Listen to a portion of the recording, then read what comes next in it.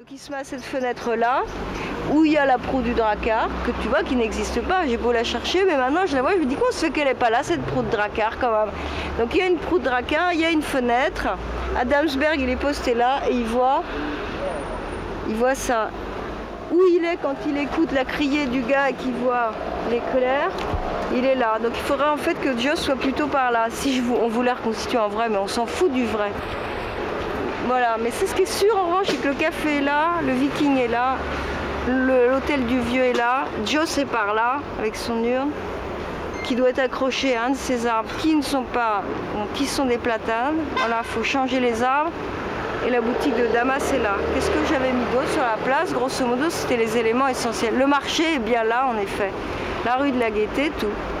Puis après, tu réinventes. Et après, toi, quand tu repasses sur la place, tu te dis comment ça se fait qu'il n'y a pas ce café le Viking où j'aurais été bien boire un verre sous la proue du Drakkar.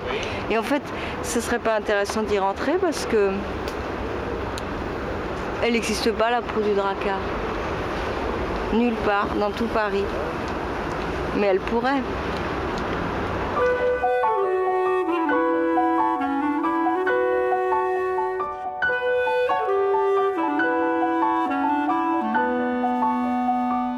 Ce mur-là, qui nous sépare de ce monde-là, nuit, sauvage, animal, instinct, bestialité, forêt, etc.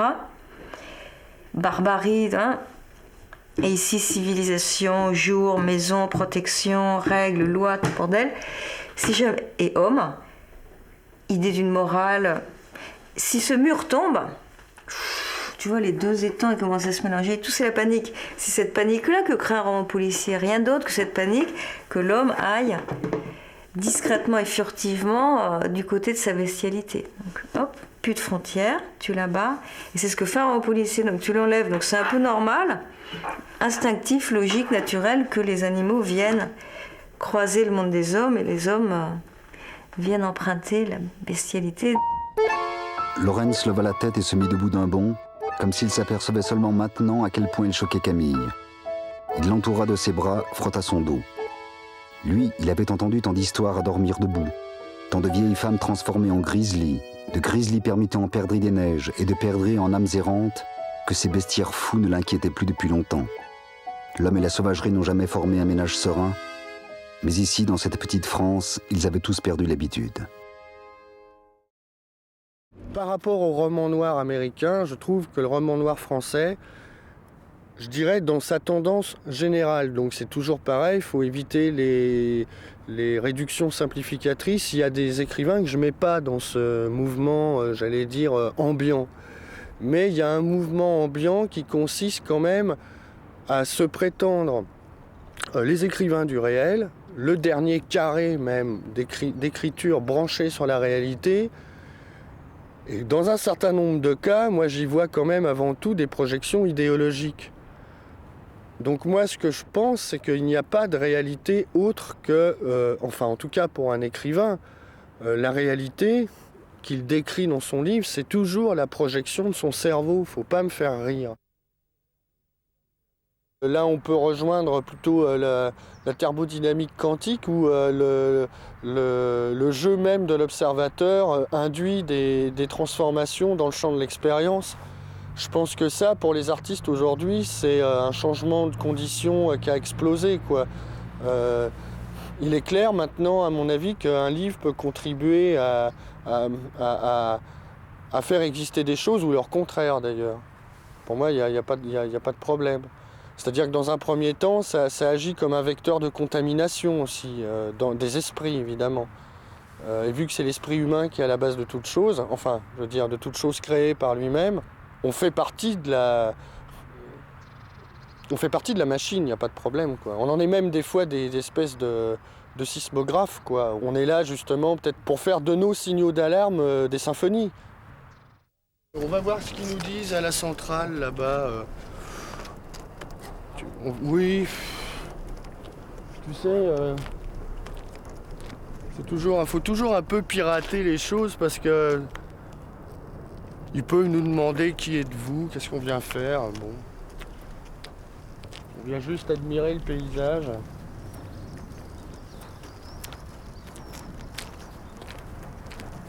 Ça m'est déjà arrivé une fois, je crois. Alors avant, ce qui est intéressant là aussi, pourquoi je t'ai amené, c'est que avant, tu vois ici, là sur cette esplanade-là, et jusqu'aux immeubles blancs qu'on aperçoit là-bas au fond, se dressait l'usine Arrighi, qui avait été construite en 1936 et qui était un véritable... Là, pour le coup, on se croyait en Union soviétique, tu vois. C'était une usine rouge brique avec du verre dépoli, des cheminées en acier chromé qui évoquaient des espèces de fusées, de bandes dessinées. Enfin, c'était vraiment quelque chose. Je pense pas qu'on puisse... je sais pas, avoir un boulot et puis rentrer le soir et commencer un bouquin. Enfin, ça me paraît compliqué. Moi j'essayais de trouver des jobs qui me laissaient à côté le temps d'écrire. Enfin, bon, alors c'est forcément des trucs un peu décalés, un peu étranges, quoi.